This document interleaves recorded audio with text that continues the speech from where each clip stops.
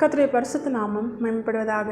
இந்த நாளில் இந்த காலை வேளையிலே கர்த்தர் நம்மை அவர்கள் பலப்படுத்தும்படியாய் நமக்கு தருகிற வார்த்தை ஆதியாகமம் அதனுடைய 22வது அதிகாரம் அதனுடைய 14வது வசனம். ஆபிரகாம் அந்த இடத்துக்கு யெகோவா ஈரே என்று பெயரிட்டான். அதனாலே கர்த்தருடைய பர்வதத்திலே பார்த்து கொள்ளப்படும் என்று இந்நாள் வரைக்கும் சொல்லப்பட்டு வருகிறது. கர்த்தருடைய பரிசுத்த நாமம் மேம்படுவதாக. இந்த வசனத்தை கொண்டுதான் தேவன் தேவஜனங்களாகிய நம்மை என்று அவர்கள் பலப்படுத்துகிறார். தேவஜனங்களாகிய நாமும் இந்த ஆபிரகாமை போல எல்லாவற்றிலும் எல்லா சூழ்நிலையிலும் எந்த நிலையில் இருந்தாலும், உயர்வான நிலையில் இருந்தாலும் தாழ்ந்த நிலையில் இருந்தாலும், மகா ஆழமான கிடங்கு அப்படிப்பட்ட சூழ்நிலையில் எரேமியாவை போல இருந்தாலும், தேவஜனங்களாகிய நம்மிடத்தில் நம்முடைய தேவன் எதிர்பார்ப்பது என்ன தெரியுமா? யெகோவா ஈரே, கர்த்தருடைய பர்வதத்தில் பார்த்து கொள்ளப்படும் என்று. எல்லா சூழ்நிலையிலும் கர்த்தரை விசுவாசித்து அவருடைய வார்த்தைக்கு கீழ்ப்படுகிற தேவஜனங்களாய் நாம் நம்முடைய வாழ்க்கையில் இருக்க வேண்டும் என்றுதான் கர்த்தர் எதிர்பார்க்கிறார். யெகோவா ஈரே என்று சொல்லி கர்த்தருடைய வார்த்தைக்கு தன்னை முழுமையாய் அர்ப்பணித்து அந்த வார்த்தை என்ன சொல்லுகிறதோ அதை முழுமையாய் செய்யும்படியாய் ஆயத்தமாகி அதை அறிக்கை செய்து அதற்காக அர்ப்பணித்த ஆபிரகாமை கர்த்தர் விசுவாசிகளின் தகப்பனாய் மாற்றினார். கர்த்தர் ஆபிரகாமை கைவிடவில்லை. உலக மனுஷர்களைப் போல சொல்வது ஒன்றும் செய்வது ஒன்றுமாய் சூழ்நிலை மாறும் பொழுது, காலங்கள் மாறும் பொழுது, பலன் குறையும் பொழுது, ஐஸ்வர்யம் மாறும் பொழுது நம்முடைய கரத்தை விட்டு செல்லுகிறவர் அல்ல. அவர் சொல்லியும் செய்யாதிருப்பாரோ, வசனித்தும் நிறைவேற்றாதிருப்பாரோ. ஆபிரகாமை என்ன சொல்லி அழைத்தாரோ அதை செய்து முடிக்கும் வரைக்கும் ஆபிரகாமை கர்த்தர் பத்திரமாய் பாதுகாத்தார். ஆபிரகாமை மட்டுமல்ல, அந்த வாக்குத்தத்தத்தை ஆபிரகாமுடைய வாழ்க்கையில் சுதந்தரிக்க அதை நிறைவேற்ற ஆண்டவர் சாராளையும் பாதுகாத்தார். ஆபிரகாமுக்கு உண்டான எல்லாவற்றையும் கர்த்தர் பாதுகாத்தார். அது மாத்திரமல்ல, ஈசாக்கையும் கர்த்தர் சொன்னபடியே அவர் குறித்த வேளையிலே ஆபிரகாமுக்கும் சாராளுக்கும் தேவன் வாக்குத்தத்தத்தின் பிள்ளையாய் கொடுத்தார்.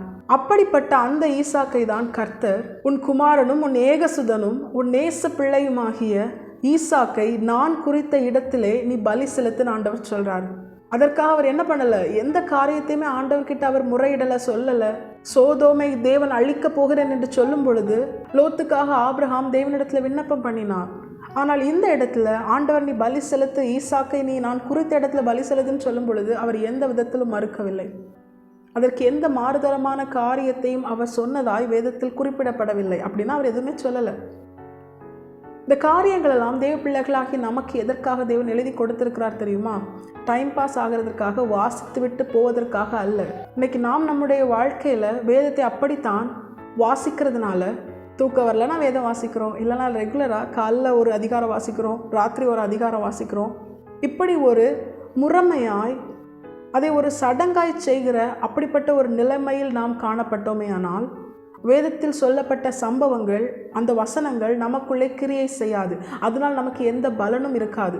யெகோவா ஈரே, கர்த்தருடைய பர்வதத்திலே பார்த்து கொள்ளப்படும் என்கிற அந்த பலனுள்ள ஒரு நம்பிக்கை, விசுவாசம் நம்முடைய வாழ்க்கையில் நமக்கு ஏற்படாது. அந்த காரியத்தின் ஆசீர்வாதத்தை நம்மால் சுதந்திரிக்க முடியாது. தேவ பிள்ளைகளாகிய நம்மை தேவன் இந்த வாக்குத்தத்தத்திற்கு உடன்பட்டவர்களாகத்தான் அழைத்திருக்கிறார். இயேசு கிறிஸ்துவுக்குள்ளாய் நாமும் ஆபிரகாமின் சந்ததியாகத்தான் மாற்றப்பட்டிருக்கிறோம். இப்போ நம்முடைய வாழ்க்கையிலும் யெகோவா ஈரே, கர்த்தருடைய பர்வதத்திலே பார்த்து கொள்ளப்படும் என்கிற அந்த வார்த்தையை, அந்த ஆசீர்வாதத்தை நாமும் நம்முடைய வாழ்க்கையில் பெற்றுக்கொள்ள வேண்டும்.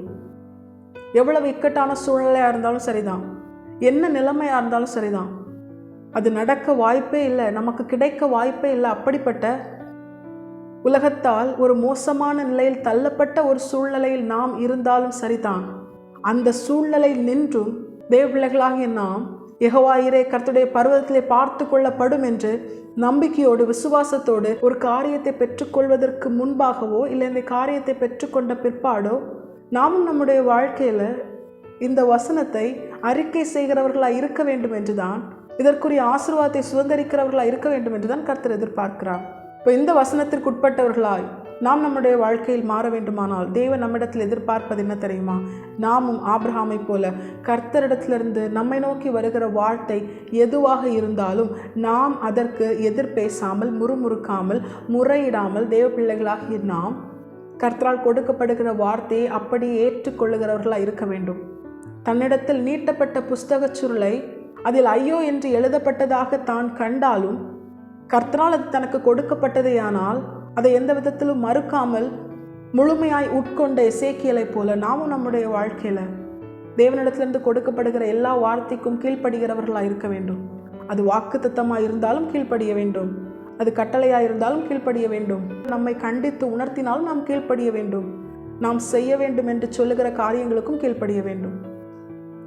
வேதத்தில் தேவன் நாம் எப்படியெல்லாம் செயல்பட வேண்டும் என்று சொல்லுகிறாரோ அந்த காரியத்தை வாசித்து தியானித்து அதற்கு நாம் நம்மை முழுமையாய் அர்ப்பணித்தால்தான் நம்மால் எல்லா சூழ்நிலையிலும், கடினமான சூழ்நிலையாக இருந்தாலும் நன்மையான சூழ்நிலையாக இருந்தாலும், வாழ்ந்திருந்தாலும் தாழ்ந்திருந்தாலும், எப்பேற்பட்ட சூழ்நிலையாக இருந்தாலும் தேவ பிள்ளைகளாகிய நாம் விசுவாசத்தோடு கர்த்தருக்குள் களி கூர்ந்த தேவ ஜனங்களாய் கர்த்தரை நோக்கி யெகோவா ஈரே கர்த்தருடைய பர்வதத்திலே பார்த்து கொள்ளப்படும் என்ற நம்பிக்கையை அறிக்கை செய்ய முடியும். அதை அறிக்கை செய்வது மாத்திரமல்ல, அதற்குரிய பலனை, ஆசீர்வாதத்தை நம்மால் சுதந்திரிக்க முடியும். தேவன் நம்மிடத்தில் எதிர்பார்ப்பது, தேவனிடத்திலிருந்து நம்மை நோக்கி வருகிற எல்லா வார்த்தைக்கும் எதிர்பேசாமல் கீழ்ப்படுகிறவர்களாய் நாம் நம்முடைய வாழ்க்கையில் முழுமையாய் நாம் நம்மை கர்த்தருடைய சித்தத்திற்கு, அவருடைய வார்த்தைக்கு முன்பாக நாம் நம்மை தாழ்த்தி அர்ப்பணித்து அதை ஏற்றுக்கொண்டு அதன்படி வாழ நாம் நம்மை கர்த்தருடைய பாதத்திலே அர்ப்பணிக்கும் பொழுது நிச்சயமாய் தேவன் நம்மை ஆசீர்வதித்து எப்படி ஆபிரகாமை விசுவாசிகளின் தகப்பனாய் எல்லாவற்றுக்கும் மேலாய் தன்னுடைய சிநேகிதனாய் அவர் ஆசீர்வதித்து உயர்த்தினாரோ அதே போல நம்மையும் நம்முடைய தேவன் ஆசீர்வதித்து உயர்த்தி நம்மிலே நம்முடைய தேவன் மகிமைப்படுவது அதிக நிச்சயம். அவருடைய வருகையிலே நம்மை அவரோடு கூட சேர்த்து கொள்வதும் அதிக நிச்சயம். கர்த்தருடைய வார்த்தைக்கு கீழ்ப்படிய நாம் நம்மை முழுமையாய் கர்த்தருடைய பாதத்திலே அர்ப்பணிப்போம். யெகோவா ஈரே கர்த்தருடைய பர்வதத்திலே பார்த்து கொள்ளப்படும். கர்த்தர் தாமே இந்த வசனத்தை கேட்டு நம் அனைவரையும் ஆசீர்வதித்து வழிநடத்துவாராக. கர்த்தருடைய பரிசுத்த நாமம் மட்டுமே மகிமைப்படுவதாக.